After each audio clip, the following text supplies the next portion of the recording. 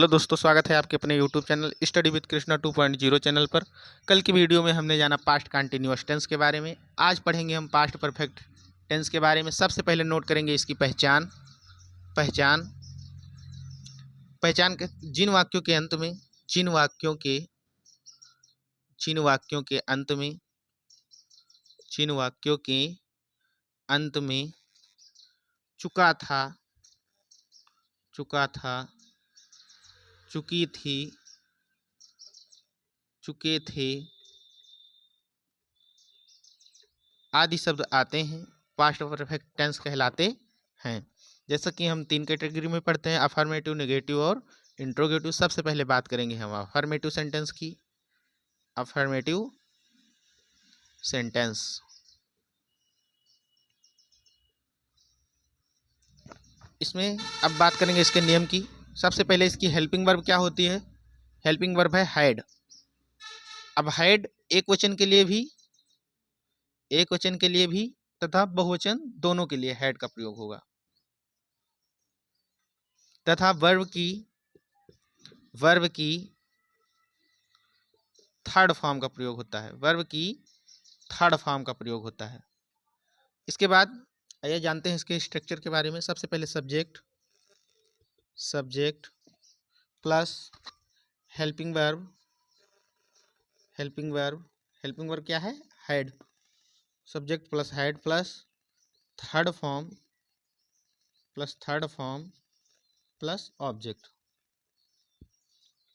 आइए जानते हैं एग्जाम्पल। जैसे वह आम खा चुका है, खा चुका था। वह आम खा चुका था। सबसे पहले सब्जेक्ट ही, इसके बाद हैड, इसके बाद third form eat eaten. He had eaten the mango. Affirmative के बाद अब हम बात करेंगे निगेटिव सेंटेंस की। पहले अफर्मेटिव में हमने जाना हैड, वर्ब की थर्ड फॉर्म। इसके बाद एग्जाम्पल है इसका, वह आम खा चुका था। ही हैड ईटेन द मैंगो। अब आइए जानते हैं निगेटिव सेंटेंस के बारे में। निगेटिव सेंटेंस, इसमें क्या करेंगे? हैड के बाद प्रयोग करेंगे नॉट का। जैसे एग्जाम्पल के माध्यम से, जैसे राम स्कूल नहीं जा चुका था। राम स्कूल नहीं जा चुका था। सबसे पहले सब्जेक्ट राम, इसके बाद हेल्पिंग वर्ब हैड, फिर हैड के बाद नहीं भी है तो नॉट का प्रयोग, राम हैड नॉट। वर्ब की थर्ड फॉर्म का ही प्रयोग होगा, वर्ब की थर्ड फॉर्म जा चुका था, go went gone. Ram had not gone to school. Negative sentence के बाद हम बात करेंगे इंट्रोगेटिव सेंटेंस की। आइए जानते हैं इंट्रोगेटिव सेंटेंस के बारे में।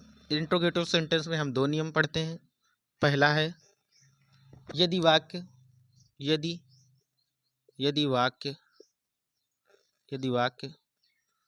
प्रश्नवाचक शब्द से शुरू हो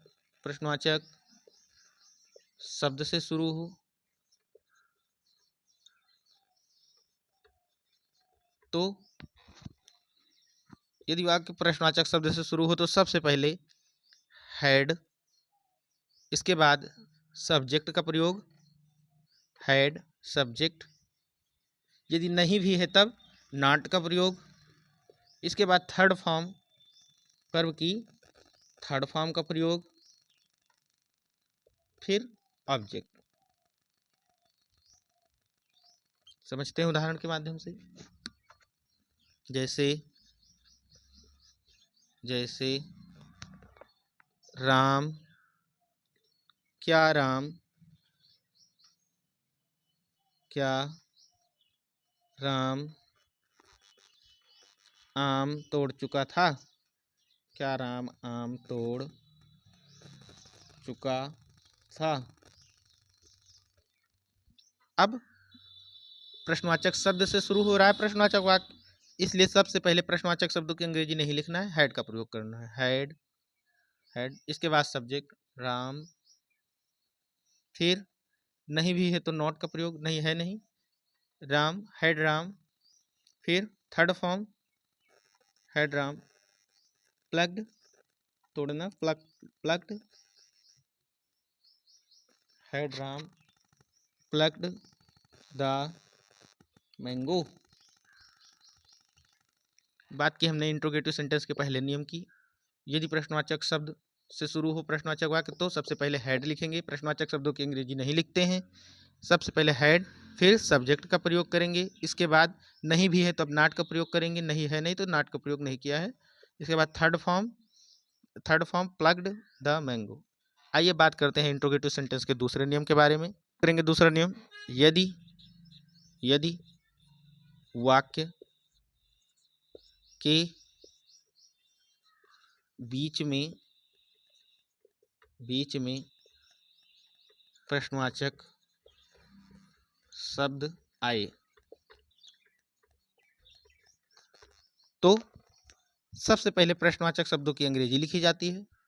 सबसे पहले क्वेश्चन वर्ड, फिर इसके बाद हेल्पिंग वर्ब का प्रयोग, हेल्पिंग वर्ब है हैड, फिर सब्जेक्ट का प्रयोग, नहीं भी है तब नॉट का प्रयोग। इसके बाद वर्ब की थर्ड फॉर्म का प्रयोग, वर्ब की थर्ड फॉर्म का प्रयोग प्लस ऑब्जेक्ट। आइए समझते हैं उदाहरण के माध्यम से। जैसे राम आम क्यों नहीं तोड़ चुका था? क्यों नहीं तोड़ चुका था? राम आम क्यों नहीं तोड़ चुका था। सबसे पहले प्रश्नवाचक शब्द यदि बीच में आया है तो सबसे पहले प्रश्नवाचक शब्दों की अंग्रेजी लिखेंगे, व्हाई, फिर हेल्पिंग वर्ब का प्रयोग करेंगे। हेल्पिंग वर्ब है हैड, व्हाई हैड। अगर इसके बाद सब्जेक्ट, व्हाई हैड राम। यदि वाक्य में नहीं भी है तो सब्जेक्ट के बाद नॉट का प्रयोग होता है, राम नॉट प्लग्ड, वर्ब की थर्ड फॉर्म। इसके बाद third form why had Ram not plucked, फिर ऑब्जेक्ट द मैंगो। तो आज के वीडियो में हमने बात की इंट्रोगेटिव सेंटेंस, अफर्मेटिव और निगेटिव तीनों के बारे में। पास्ट परफेक्ट टेंस इस तरह हमारा समाप्त हुआ। इसके बाद हम बात करेंगे पास्ट परफेक्ट कंटिन्यूअस टेंस की। तब तक के लिए धन्यवाद, मिलते हैं अगले वीडियो में।